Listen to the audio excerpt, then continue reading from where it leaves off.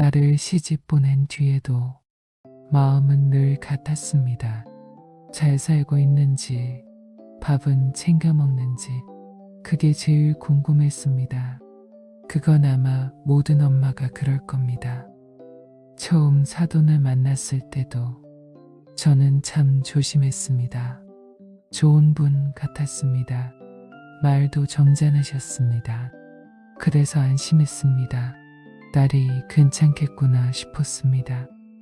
그런데 이상한 건 꼭 지나고 나서 보였습니다.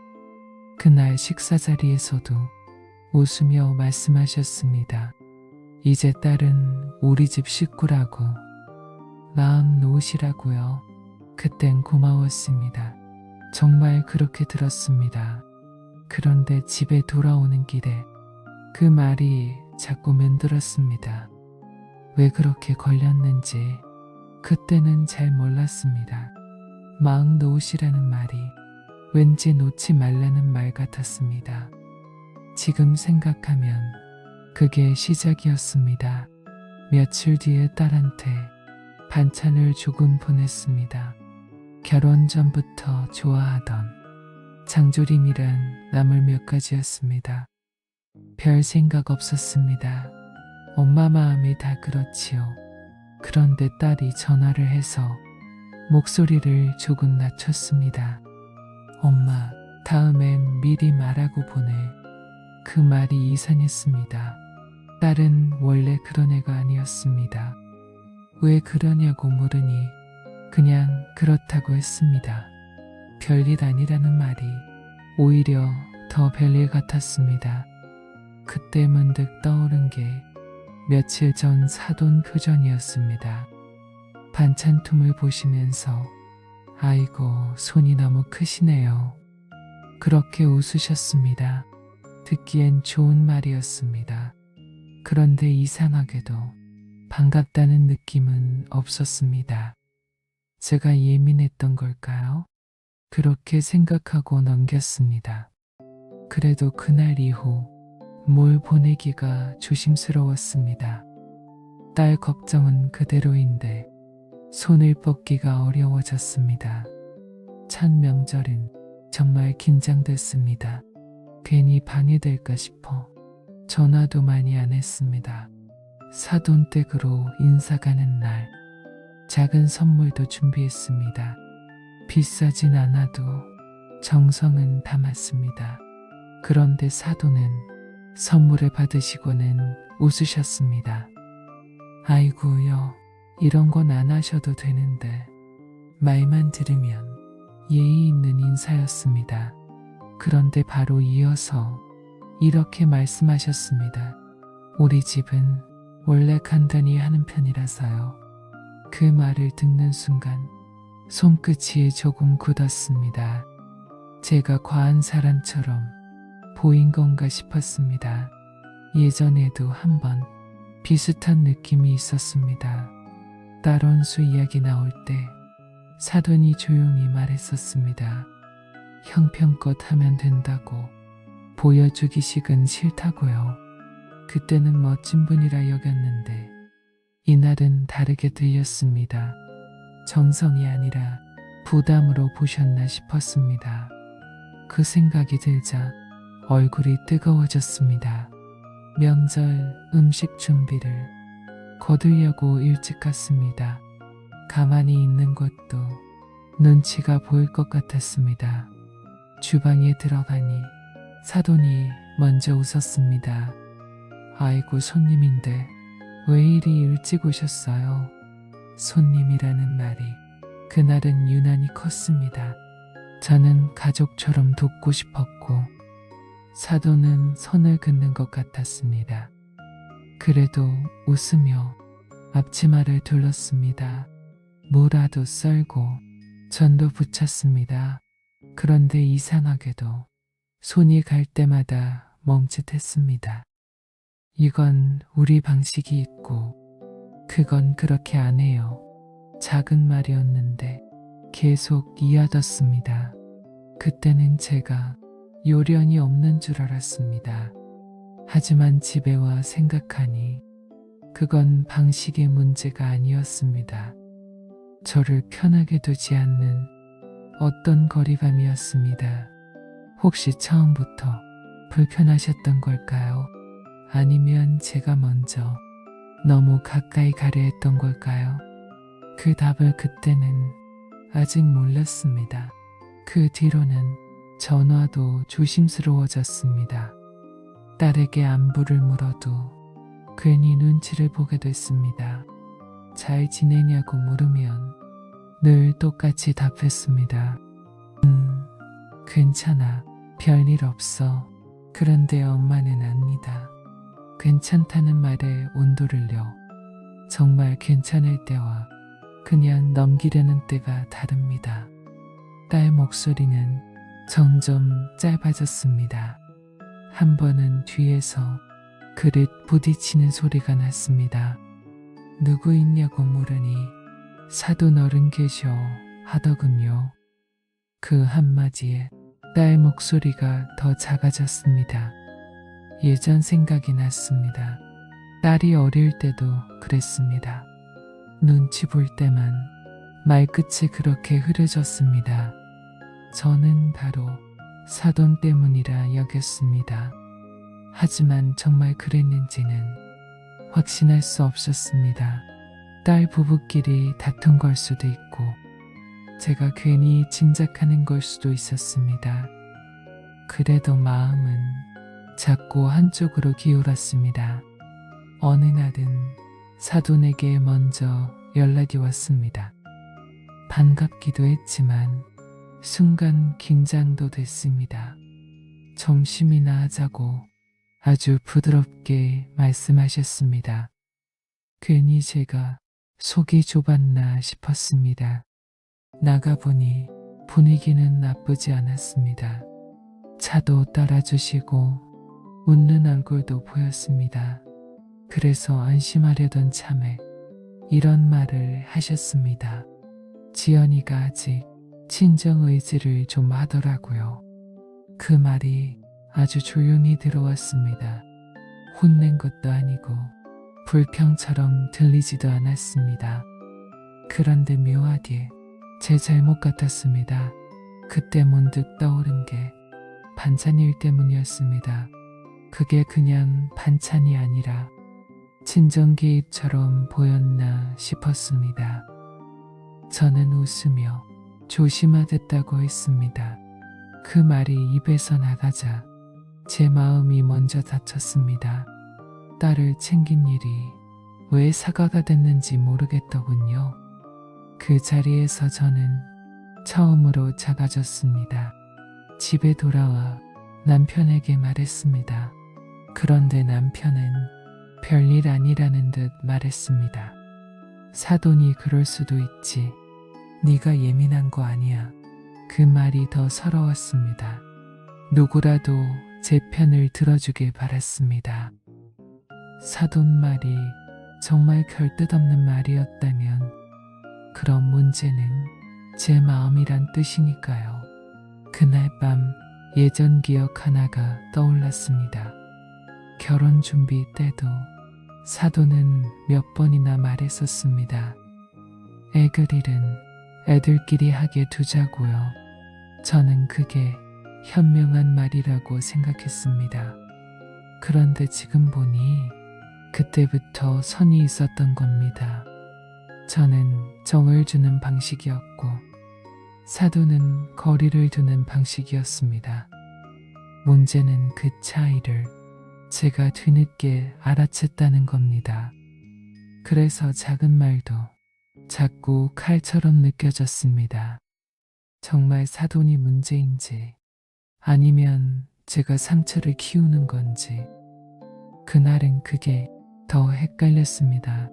며칠 뒤 딸네 집에 갔습니다. 사위 생일이라 케이크만 전해주고 오려 했습니다. 딸은 웃으며 맞았지만 눈밑이 먼저 보였습니다. 피곤한가 보다 싶었는데 식탁 분위기가 조금 어색했습니다. 사위는 조용했고 딸도 말이 적었습니다. 사돈은 평소처럼 웃으며 말을 건넸습니다. 애들이 요즘 둘 다 바빠서 그래요. 그 말이 이상했습니다. 제가 묻지도 않았는데 말했습니다. 마치 먼저 설명해 두는 것 같았습니다. 그때 저는 둘이 잘 지내지 못하나 싶었습니다. 그리고 그 원인을 사돈이 덮고 있다고 생각했습니다. 하지만 또 한편으로는 제가 너무 앞서간다는 생각도 들었습니다. 예전 같으면 딸이 제 옆에 와서 앉았는데 그날은 자꾸 주방으로만 갔습니다. 저를 피하는 건지 상황을 피하는 건지 모르겠더군요. 그 답을 알고 싶었지만 그 자리에서는 물을 수 없었습니다. 그 일이 있고 나서 딸이 먼저 찾아왔습니다. 오랜만에 혼자 왔습니다. 그것만으로도 마음이 철렁했습니다. 밥 차려주니 잘 먹는 척은 했습니다. 그런데 수저를 놓는 손이 자꾸 힘이 없었습니다. 무슨 일 있냐고 물으니 아니라고 했습니다. 사람은 이상합니다. 아니라는 말이 더 무서울 때가 있습니다. 예전에도 딸은 정말 힘들 때 더 멀쩡한 척 했습니다. 중학생 때 왕따 당했을 때도 끝까지 말 안 하던 애였습니다. 그 기억이 떠오르니 지금도 더 겁이 났습니다. 혹시 사돈 댁에서 말 못할 일이 있나 싶었습니다. 아니면 남편과의 문제를 제가 괜히 사돈 탓으로 돌리나 싶었습니다. 그래서 돌려서 물었습니다. 시어머니랑은 괜찮니? 딸은 잠깐 멈췄다가 그냥 그래 했습니다. 그냥 그래. 그 말이 참 길었습니다. 좋지도 않고 나쁘지도 않다는 말 같았지만 사실은 둘 다 아니라는 뜻 같았습니다. 그날부터 저는 더 불안해졌습니다. 딸이 다녀간 후 냉장고를 열어봤습니다. 싸준 반찬이 거의 그대로 남아 있었습니다. 입맛이 없나 싶었습니다. 마음이 무거우면 그렇지요. 그런데 문득 다른 생각이 들었습니다. 혹시 눈치 보여서 못 먹는 건 아닐까? 예전에 딸이 시어머니 앞에선 과일도 잘 못 깎아 먹는다고 웃으며 말한 적이 있었습니다. 그땐 신혼이라 서먹한가 보다 했습니다. 그런데 지금 생각하니 그 웃음이 가벼운 게 아니었습니다. 사돈이 딸을 힘들게 하는 건가 싶었습니다. 아무 증거도 없는데 마음은 그리 흘렀습니다. 그래도 함부로 단정하면 안 되니 참아보려 했습니다. 하지만 엄마 마음은 한번 의심이 생기면 멈추기 어렵습니다. 딸 얼굴빛이 자꾸 떠올랐고 그냥 넘어갈 수가 없었습니다. 그때부터 저는 사돈의 말 하나하나를 다시 꺼내보기 시작했습니다. 정말 이상했던 건 사돈의 배려였습니다. 겉으로는 늘 예의를 지키셨습니다. 생일도 챙기고 명절 인사도 먼저 하셨습니다. 남들이 보면 흠잡을 데 없는 분이었습니다. 오히려 그래서 제가 더 헷갈렸습니다. 노골적으로 미운 사람은 차라리 알기 쉽습니다. 그런데 웃으면서 선을 긋는 사람은 마음이 더 아픕니다. 예전 한 모임에서 사돈이 그런 말을 했습니다. 요즘 애들은 부모가 너무 가까우면 더 힘들어요. 다들 듣기 좋은 말이라며 고개를 끄덕였습니다. 저도 웃었습니다. 그 자리에서는 그럴 수밖에 없었습니다. 그런데 집에 오니 꼭 저를 두고 한 말 같았습니다. 제가 딸 인생에 짐이 되는 엄마처럼 느껴졌습니다. 그게 사실일 수도 있어서 더 괴로웠습니다. 그래서 저는 한동안 일부러 연락을 줄였습니다. 멀리 있으면 괜찮아질 줄 알았습니다. 그런데 이상하게도 제가 멀어지니 더 불안했습니다. 딸이 편해질 줄 알았는데 오히려 더 조용해졌습니다. 어느 저녁에는 전화가 3번이나 끊겼습니다. 나중에 다시 온 전화에서 딸은 짧게 말했습니다. 엄마, 나중에 할게. 지금은 좀 그래. 무슨 일 있냐고 하니 아무것도 아니라고 했습니다. 아무것도 아닌데 목소리가 떨릴 리 없지요. 그날 밤 잠을 제대로 못 잤습니다. 혹시 사돈이 옆에 있었나? 딸이 눈치 보는 건가? 아니면 사위와 다투다 제가 전화해서 더 불편했나? 생각이 여러 갈래로 갔습니다. 확실한 건 하나도 없었습니다. 그런데 없는 확실함보다 쌓이는 불안이 더 컸습니다. 지금 생각하면 그때 저는 이미 결론을 정해두고 있었습니다. 딸이 힘든 이유는 사돈 때문이라고요. 그게 제 첫 번째 착각이었습니다. 며칠 후 사위한테서 연락이 왔습니다. 장모님, 시간 되시면 잠깐 뵐 수 있을까요? 그 문자 하나에 심장이 덜컥했습니다. 딸이 아니라 사위가 먼저 연락한 적은 드물었습니다. 무슨 일인가 싶어 서둘러 나갔습니다. 사위 얼굴은 생각보다 더 어두웠습니다. 저는 바로 딸 이야기부터 꺼냈습니다. 지연이 무슨 일 있니? 요즘 많이 힘들어 보여. 사위는 잠깐 망설이다 말을 돌렸습니다. 지연이 요즘 회사 일 때문에 많이 지쳐 있어요. 그 말이 의외였습니다. 저는 집안 문제인 줄 알았습니다. 그때 처음으로 내가 틀렸나 싶었습니다. 딸이 힘들어한 이유가 사돈이 아니라 일이었나? 그런데 왜 그걸 말하지 않았을까? 사위는 또 어머니도 걱정이 많으세요 했습니다. 그 어머니가 누구인지 순간 헷갈렸습니다. 사돈을 말하는 것 같아 마음이 더 복잡해졌습니다. 사위 말을 듣고 나니 머리가 좀 식었습니다. 사돈에게 가졌던 의심이 부끄러워졌습니다. 정말 제가 과하게 받아들인 걸 수도 있었습니다.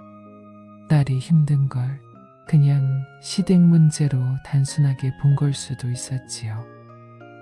그러고 보니 딸은 결혼 전부터 일 욕심이 있었습니다. 한번 몰두하면 몸이 상할 정도로 버티는 애였습니다. 예전에도 야근이 계속되면 예민해졌습니다. 그걸 알면서도 저는 다른 쪽만 본 겁니다. 엄마 마음이라는 게 가끔은 정확하지 않습니다. 지키고 싶은 마음이 오히려 판단을 흐리게 합니다. 그래서 그날은 사돈에게 미안한 마음도 들었습니다. 혹시 제가 혼자 나쁜 사람으로 만든 건 아닐까 싶었습니다.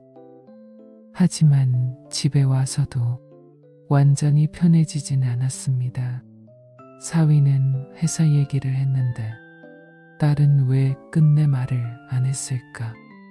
그리고 사돈이 왜 먼저 설명하든 말했는지 퍼즐이 조금 맞는 듯 하다가 또 어긋났습니다. 며칠 뒤 딸에게 조심히 물었습니다. 일이 그렇게 힘드니? 사위가 그러더라. 딸은 잠깐 조용하더니 응, 좀 그래 했습니다. 그 말은 맞는 것 같았지만 전부는 아닌 것 같았습니다. 왜냐하면 바로 다음에 딸이 덧붙였기 때문입니다. 엄마가 너무 신경 안 썼으면 좋겠어. 그 말이 제일 힘들어. 순간 서운했습니다. 저는 걱정했을 뿐인데 그런데 곧 다른 생각도 들었습니다. 딸이 저를 밀어내는 게 아니라 무언가를 막고 있는 것 같았습니다.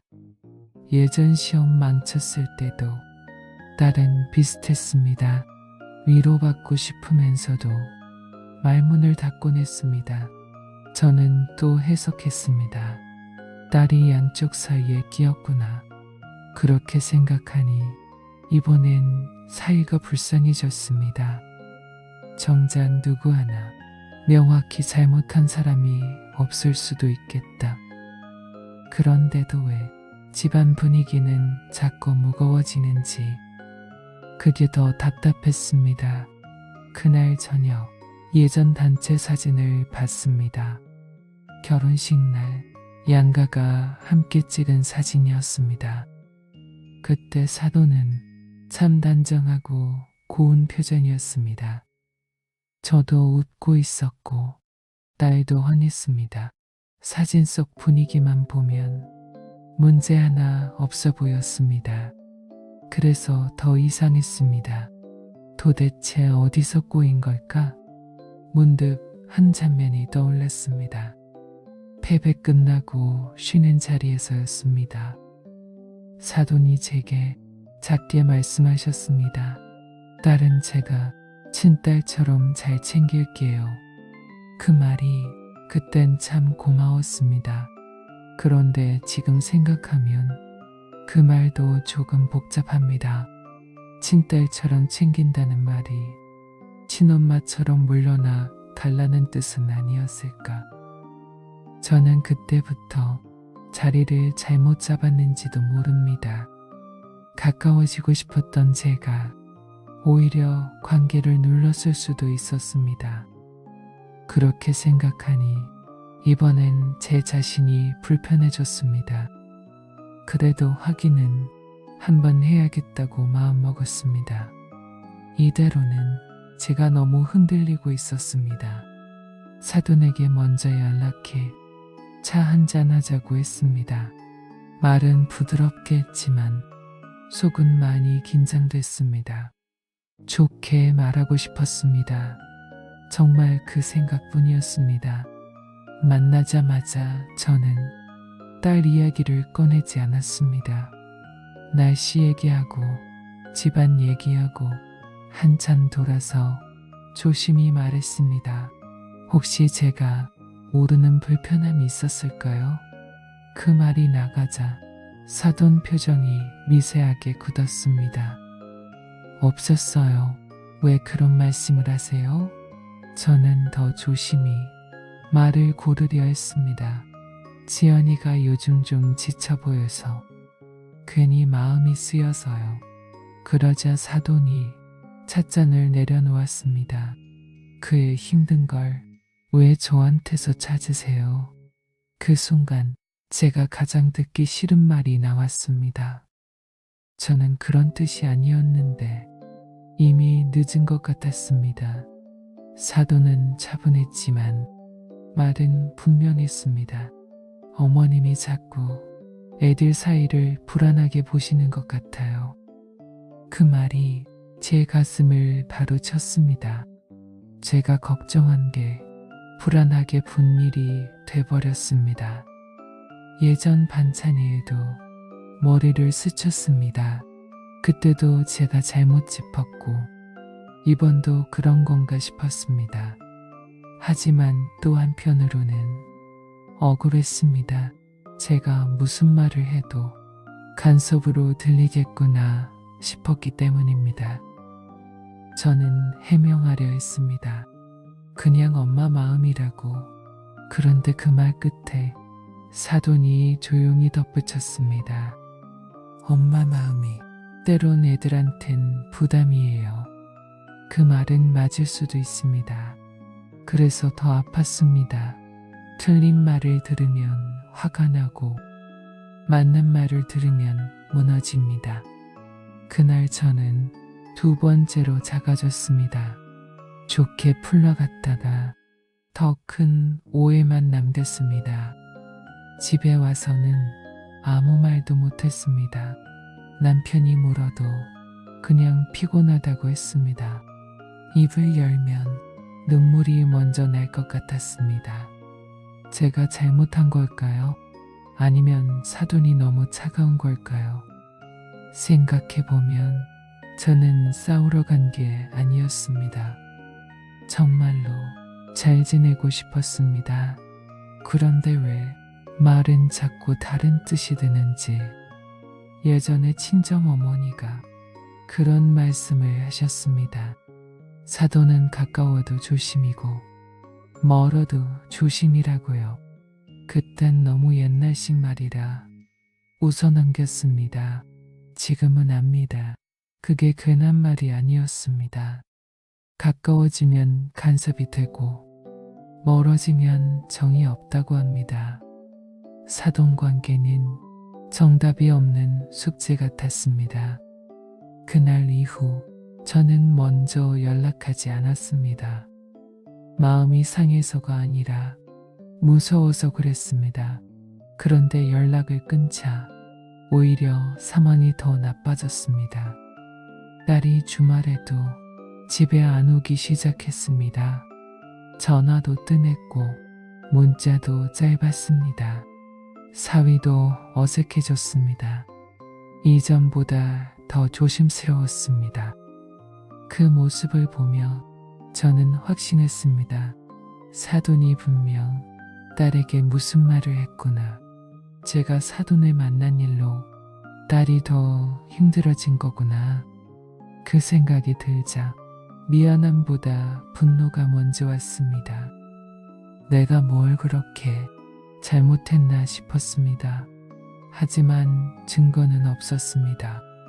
전부 제 추측뿐이었습니다. 그런데 사람은 추측으로도 충분히 괴로워집니다. 그날 밤 딸 프로필 사진을 오래 봤습니다. 웃고 있었지만 예전 웃음은 아니었습니다. 그걸 사진 한 장으로 판단한 제가 우습기도 했습니다. 그래도 엄마는 작은 변화에 매달리게 됩니다. 그렇게 저는 점점 더 억울해졌습니다. 억울함은 이상합니다. 확실한 이유가 없어도 커집니다. 누가 대놓고 상처를 준 것도 아니었습니다. 그런데 제 마음에는 자꾸 쌓였습니다. 한 번은 아는 분에게 조심히 털어놓은 적이 있습니다. 그러자 그분이 이렇게 말했습니다. 사돈도 어쩌면 불안해서 그럴 수 있어. 그 말이 처음엔 납득이 안 갔습니다. 불안한 건 저만인 줄 알았습니다. 딸을 보낸 엄마니까, 멀어지는 엄마니까. 그런데 가만 보니 사돈도 아들을 보낸 셈이었습니다. 결혼하고 나면 자식은 원래 자기 것이 아니지요. 알면서도 마음은 그렇게 못 갑니다. 혹시 사돈도 저를 경계한 걸까요? 내가 딸을 챙기듯 그분도 아들을 지키려 한 걸까요? 그 생각이 들자 조금은 이해가 됐습니다. 하지만 이해와 서운함은 같이 없어지지 않더군요. 그 무렵 뜻밖의 말을 들었습니다. 동네 지인이 사돈을 어디서 봤다고 했습니다. 아드님 부부 일로 마음고생 많아 보이더라. 그 말을 듣는 순간 귀가 번쩍했습니다. 무슨 뜻이냐고 묻고 싶었지만 차마 더 묻지 못했습니다. 혹시 딸 부부 사이에 제가 모르는 일이 있나 싶었습니다. 그런데 또 이상한 생각도 들었습니다. 사돈이 주변에 우리 집 얘기를 하고 다니나. 그렇다면 그건 또 다른 상처였습니다. 예전에도 사돈은 직접 말보다 간접말이 많았습니다. 제게 바로 말하지 않고 딸을 통해 들리게 한 적이 몇 번 있었습니다. 그래서 이번에도 그런 식으로 느껴졌습니다. 하지만 냉정히 보면 그 지인이 잘못 들었을 수도 있습니다. 저는 늘 그렇듯 불리한 쪽으로 해석했습니다. 그게 또 제 두 번째 착각을 키웠습니다. 딸 생일이 다가왔습니다. 원래는 양가가 같이 보기로 했습니다. 그런데 며칠 전에 갑자기 취소됐습니다. 딸이 먼저 말했습니다. 이번엔 그냥 조용히 넘기자고요. 그 말이 너무 서운했습니다. 생일을 조용히 넘기자는 게 말이 되나 싶었습니다. 작년엔 같이 웃었는데 올해는 왜 안 되는지. 그때 제 머릿속에서는 한 가지 결론만 돌았습니다. 사돈이 나를 빼려는구나. 이제는 대놓고 손을 긋는구나. 그 생각이 들자 차라리 전화라도 하고 싶었습니다. 그런데 또 사돈 말이 떠올랐습니다. 엄마 마음이 부담일 수 있다고 했던 그 말이요. 결국 저는 참았습니다. 참는 게 맞는 줄 알았습니다. 하지만 그 참음은 조용히 공기만 했습니다. 말하지 하지 않으면 갈등이 줄 알았는데 오히려 오해만 커졌습니다. 생일 당일 밤 딸에게 짧은 문자만 보냈습니다. 답장은 늦게 왔습니다. 고마워 엄마. 예전 같으면 사진도 보내고 전화도 했을 애입니다. 그날은 딱 그 한 줄이었습니다. 그 한 줄을 몇 번이나 읽었습니다. 짧은 답장 하나에 관계의 길이가 보이는 것 같았습니다. 그런데 잠시 후 사위에게서 따로 연락이 왔습니다. 장모님, 요즘 지연이 좀 예민해서요. 죄송합니다. 조금만 시간을 주세요. 그 문자에서 저는 사위의 난처함을 봤습니다. 그리고 또 해석했습니다. 사돈이 뒤에서 정리하는구나. 사위까지 나서서 거리를 두게 만드는구나. 나중에 알았습니다. 그건 또 틀린 해석이었습니다. 하지만 그때의 저는 틀린 쪽이 더 진짜처럼 보였습니다. 결국 일이 터진 건 양가 식사 자리였습니다. 사위의 아버님 생신이라 오랜만에 모이게 됐습니다. 저는 솔직히 가기 싫었습니다. 그래도 안 가면 더 이상해질 것 같았습니다. 식당 분위기는 처음엔 조용했습니다. 다들 웃는 척했고 밥도 잘 넘어가는 척했습니다. 그런데 그런 자리일수록 작은 말 하나가 크게 납니다. 사돈이 딸에게 국을 더 먹으라고 했습니다. 딸이 괜찮다고 하자 사돈이 웃으며 말했습니다. 요즘은 친정 걱정하느라 입맛이 없나 보다. 그 말을 듣는 순간 손가락이 멈췄습니다. 다들 웃고 넘기려 했지만 저는 그렇게 못하겠더군요. 그게 농담처럼 들리지 않았습니다. 저를 향한 말 같았습니다. 저는 참다가 처음으로 입을 열었습니다. 제가 그렇게 걱정 끼친 적이 있었나요? 그 순간 식탁 공기가 바뀌었습니다. 사돈은 곧바로 표정을 고쳤습니다. 제가 무슨 뜻으로 한 말인지 잘 모르겠네요. 그 말이 더 화를 돋웠습니다. 모르는 척하는 것 같았습니다. 저도 모르게 말이 조금 세졌습니다. 계속 이렇게 들리게 말씀하시니까 저도 마음이 편하진 않네요. 그 한마디에 딸 얼굴이 새하얘졌습니다. 사위는 급히 물을 따르며 분위기를 막으려 했습니다. 그런데 이미 늦었습니다. 사돈도 더는 웃지 않았습니다. 어머님이 너무 예민하게 듣는 것 같아요. 그 말은 그동안 쌓인 걸 한꺼번에 건드렸습니다. 저는 결국 말했습니다. 예민하게 만든 건 누군데요? 그 자리에서 제가 제일 보기 싫은 사람이 됐습니다. 생신 자리에서 분위기를 망친 사람, 딸 시댁 앞에서 체면을 잃은 사람. 하지만 멈출 수가 없었습니다. 억울함이 먼저 터졌으니까요. 그때 딸이 갑자기 자리에서 일어났습니다. 그만해. 엄마도 그만하고 어머님도 그만하세요. 딸이 그렇게 큰 소리 낸 건 정말 오랜만이었습니다. 저는 그 말에 더 큰 충격을 받았습니다. 딸이 제 편을 들 거라 믿었던 건 아니지만 그래도 저를 향해 그만하라는 말이 먼저 나올 줄은 몰랐습니다. 순간 저는 모든 게 헛수고처럼 느껴졌습니다. 지키려고 했던 딸에게 오히려 민폐가 된 것 같았습니다. 예전에도 그랬습니다. 딸은 싸움이 나면 늘 중간에 섰습니다. 자기 편을 들기보다 더 큰 소리를 막으려 했습니다. 그걸 알면서도 그 순간엔 배신처럼 느껴졌습니다. 사돈은 더 말하지 않았고 식사는 흐지부지 끝났습니다. 저는 마지막까지 제대로 고개도 못 들었습니다. 집에 오는 길에 차창 밖만 봤습니다. 그날 저는 정말 무너졌습니다. 집에 와서 한참을 울었습니다. 분해서 울고 창피해서 울고 무엇보다 딸이 제 손을 놓은 것 같아 울었습니다. 남편은 그제야 조심히 물었습니다. 도대체 왜 그렇게까지 했냐고, 조금만 참지 그랬냐고. 그 말에 저는 더 외로워졌습니다. 참으라고들 하는데 도대체 어디까지 참아야 하나 싶었습니다. 예전부터 쌓인 게 있었고 그날은 그냥 터진 것뿐인데 아무도 그 과정은 안 보고 결과만 봤습니다. 그래서 저는 제가 완전히 나쁜 사람이 된 줄 알았습니다. 그런데 밤늦게 딸에게서 문자가 왔습니다. 오늘은 너무 힘들었어. 그 말 뒤에는 긴 설명도 없었습니다. 저는 그 문장을 여러 번 읽다가 깨달았습니다. 힘들었던 건 저만이 아니었다는 걸요. 다음날 딸에게서 연락이 왔습니다. 혼자 보자고 했습니다. 목소리가 많이 지쳐 있었습니다. 만나자마자 딸은 한참 말을 못했습니다. 저도 차마 먼저 따지지 못했습니다. 오래 침묵하다가 딸이 먼저 말했습니다. 엄마는 늘 시어머니가 날 힘들게 한다고 생각했지. 그 말에 저는 바로 그렇다고 못했습니다. 왜냐하면 사실 그렇게 생각해 왔으니까요. 그런데 딸은 고개를 저었습니다. 힘든 건 맞는데 그 이유가 그것만은 아니라고 했습니다. 회사 일도 힘들었고 남편이 중간에서 자꾸 피했고 무엇보다 제가 양쪽 눈치를 다 보느라 지쳤다고 했습니다. 그 말을 듣는 순간 제 마음이 주저앉았습니다. 저는 딸을 위해 움직였는데 딸은 저 때문에 더 지쳤다는 겁니다. 그게 세 번째 반전이었습니다. 상황 자체를 제가 잘못 본 겁니다. 딸은 천천히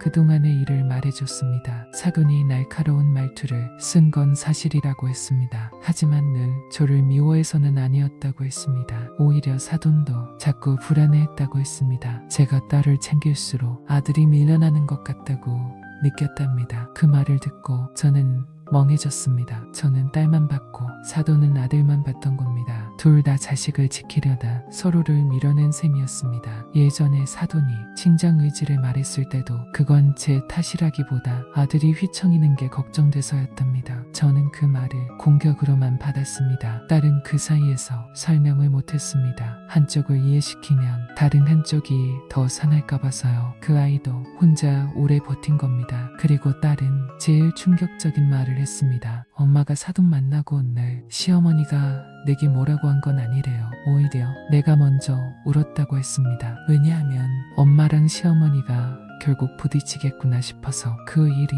무서웠다고 했습니다. 저는 그동안 사돈이 딸을 몰아세운 줄 알았습니다. 그런데 딸은 제 만남 자체를 두려워했던 겁니다. 그때 알았습니다. 제가 확인하려던 행동이 딸에게는 해결이 아니라 위협이었을 수 있다는 걸요. 그 사실이 너무 아팠습니다. 엄마라는 이름으로 늘 옳은 건 아니었습니다. 제가 나서면 딸이 편해질 거라 믿었는데 실은 반대였던 겁니다. 그걸 너무 늦게 알았습니다. 그래도 한 가지는 분명히 하고 싶었습니다. 그럼 사돈은 정말 아무 잘못이 없었냐고요. 딸은 한참 망설이다 그건 아니라고 했습니다. 시어머니도 말을 돌려서 하고 불편한 감정을 좋은 말투에 숨기는 버릇이 있다고 했습니다. 그래서 딸도 늘 긴장했다고 했습니다. 그 말을 듣자 제가 완전히 틀린 것도 아니란 생각이 들었습니다. 사돈의 말은 정말 사람을 지치게 했던 겁니다. 다만 문제는 그것만이 전부가 아니었다는 겁니다. 저는 사돈을 하나의 원인으로 만들었고 딸은 그 틈에서 혼자 모든 걸 감당했습니다. 누가 완전히 맞고 누가 완전히 틀린 게 아니었습니다. 그래서 더 씁쓸했습니다. 딸과 헤어지고 돌아오는 길에 많이 허전했습니다. 진실을 알면 속이 시원할 줄 알았습니다. 그런데 아니었습니다. 오히려 더 복잡해졌습니다. 사돈도 불안했고 저도 불안했고 딸은 그 사이에서 말없이 달아갔습니다. 누구 하나 악한 사람으로 끝나지 않으니 화를 낼 것도 딱히 없어졌습니다. 문득 예전 일이 떠올랐습니다. 딸이 어린이집 처음 갔을 때입니다. 선생님을 못 믿어서 문 앞을 서성이던 제 모습이요. 그때도 저는 걱정이 사랑인 줄 알았습니다. 그런데 걱정이 지나치면 상대에겐 감시처럼 느껴집니다. 사돈도 아마 그 비슷했을 겁니다. 제 존재가 불편했을지 모릅니다. 그걸 이해한다고 해서 상처가 다 없어지진 않았습니다. 그래도 처음보다 조금은 보이기 시작했습니다. 며칠 뒤 사돈에게 연락이 왔습니다. 짧은 문자였습니다. 잠깐 볼 수 있을까요? 예전 같으면 긴장부터 했을 텐데 그날은 이상하게 피하고 싶진 않았습니다. 만나자 사돈은 예전보다 더 조용했습니다. 한참 있다가 먼저 사과를 하셨습니다. 제가 말을 너무 에둘러 했던 것 같아요. 그 한마디를 듣는데 마음이 복잡했습니다. 기다리던 사과이기도 했고 너무 늦은 사과이기도 했습니다. 사돈은 또 이렇게 말했습니다. 아들이 결혼하고 나니 제가 생각보다 불안하더라고요. 그 말은 이상할 만큼 솔직했습니다. 저도 가만히 있다가 저 역시 그랬다고 말했습니다. 딸을 보낸 뒤 놓는 법을 몰랐다고요. 그날 처음으로 우리는 같은 말을 했습니다. 그렇다고 해서 금세 가까워지진 않았습니다. 사과 한 번으로 쌓인 감정이 없어지진 않으니까요. 사돈은 여전히 말끝이 조심스러웠고 저도 예전처럼 반갑게 대하지 못했습니다. 하지만 적어도 이제는 알게 됐습니다. 그분의 차가움이 전부 악의는 아니었다는 걸요. 그리고 제 다정함도 전부 선의로만 닿진 않았다는 걸요. 그 사실은 받아들이기 힘들었지만 필요했습니다. 예전이었다면 저는 또 딸 얘기를 먼저 꺼냈을 겁니다. 하지만 그날은 하지 않았습니다. 사돈도 묻지 않았습니다. 그게 오히려 편했습니다. 딸 부부의 삶은 결국 그들의 몫이었습니다. 우리가 할 일은 걱정을 줄이는 법을 배우는 것인지도 몰랐습니다. 그걸 이제야 알았습니다. 집에 돌아와 딸에게는 아무 말도 하지 않았습니다. 사돈을 만났다는 것도 굳이 자세히 전하지 않았습니다. 저는 뭐든 딸에게 바로 말하곤 했습니다. 이제는 압니다. 그 솔직함이 늘 도움이 되는 건 아니라는 거예요. 그날 밤 딸에게서 먼저 전화가 왔습니다. 엄마, 요즘은 조금 괜찮아. 그 말이 오랜만에 정말 괜찮게 들렸습니다. 저는 묻고 싶은 게 많았지만 크게 묻지 않았습니다. 잘 먹고 있니? 그 말만 했습니다. 딸은 웃었고 저도 따라 웃었습니다. 그 짧은 통화가 이상하게 고마웠습니다. 예전 같으면 더 캐묻고 더 알려있을 겁니다. 이제는 조금 가만히 둘 수 있을 것 같았습니다. 그게 포기인지 성장인지 아직은 모르겠습니다. 시간이 좀 지나고 다시 명절이 왔습니다. 예전 같았으면 벌써부터 마음이 무거웠을 겁니다. 그런데 이번에는 조금 달랐습니다. 좋아진 건 아니지만 어디까지 해야 하는지는 알 것 같았습니다. 선물도 과하지 않게 했고 도착 시간도 미리 맞췄습니다. 주방에 들어가서도 예전처럼 먼저 나서지 않았습니다. 사돈이 필요한 것만 가볍게 도왔습니다. 그랬더니 이상하게 분위기가 더 편했습니다. 사돈도 불필요한 말을 덜 했습니다. 그분도 아마 조심하고 있었을 겁니다. 가까워진 건 아닙니다. 하지만 덜 부딪혔습니다. 그 차이가 생각보다 컸습니다. 관계란 게 꼭 따뜻해야만 유지되는 건 아닌가 봅니다. 상처 주지 않는 거리도 때론 필요했습니다. 식사 중에 사돈이 배를 깎아내왔습니다. 작은 접시를 제 앞에도 놓아주셨습니다. 아주 사소한 일이었는데 괜히 마음이 움직였습니다. 예전 같으면 그 속에 뜻을 찾았을 겁니다. 미안해서 그런가, 보기 좋으라고 그런가. 그런데 이번엔 그냥 배를 먹었습니다. 사람은 달라지지 않아도 해석은 달라질 수 있습니다. 그걸 그제야 알았습니다. 딸도 그날은 조금 편해 보였습니다. 사위도 오랜만에 자연스럽게 웃었습니다. 저는 그걸로 충분하다 생각했습니다. 예전처럼 완벽한 관계를 바라는 마음은 조금 내려놨습니다. 그 기대가 클수록 실망도 커진다는 걸 배웠으니까요. 신막산신 돌아오는 길에 남편이 말했습니다. 오늘은 괜찮았네. 그 말이 참 늦게 들렸습니다. 예전에도 그 한마디를 좀 더 일찍 해줬으면 좋았을 텐데 싶었습니다. 하지만 사람마다 서툰 방식이 다르겠지요. 남편도 갈등을 피하는 쪽으로만 살았고 저는 갈등을 해결하려다 키우는 쪽이었습니다. 둘 다 다리입니다. 완벽하진 않았습니다. 문득 웃음이 나왔습니다. 가족이란 게 다 그렇습니다. 다정해서 상처 주고 걱정해서 숨막히게 하고 멀어지기 싫어서 오히려 더 멀어지게 합니다. 사돈도 저도 딸도 그 안에서 서툴렀던 것뿐입니다. 그걸 인정하니 조금 덜 억울했습니다. 지금도 사돈과 아주 가까운 사이는 아닙니다. 자주 전화하는 것도 아니고 소개기를 나누는 것도 아닙니다. 그런데 예전처럼 무섭지는 않습니다. 저도 그분을 악역으로만 보지 않게 됐고 그분도 저를 간섭 많은 사람으로만 보진 않는 것 같습니다. 아직 가끔 말 한마디에 마음이 걸릴 때도 있습니다. 그래도 예전처럼 혼자 결론부터 내리진 않습니다. 사돈과의 관계는 잘 지낸다, 못 지낸다로 딱 잘라 말할 수 없는 것 같습니다. 그저 서로 다른 부모가 같은 자식을 사랑하는 방식이 달랐을 뿐입니다. 그 차이를 늦게 알았고 그래서 많이 아팠습니다. 하지만 그 아픔 덕분에 이제는 조금 압니다. 가족 사이에도 거리가 필요하다는 걸요. 그리고 그 거리는 미움이 아니라 배려일 수도 있다는 걸요. 그걸 알게 된 뒤로 저는 딸을 조금 덜 붙잡게 됐습니다. 아마 그게 제가 뒤늦게 배운 사돈 관계의 답이었습니다. 저의 사연은 여기까지입니다. 재밌게 들으셨나요? 재밌게 들으셨으면 구독과 좋아요, 알람 설정 부탁드립니다.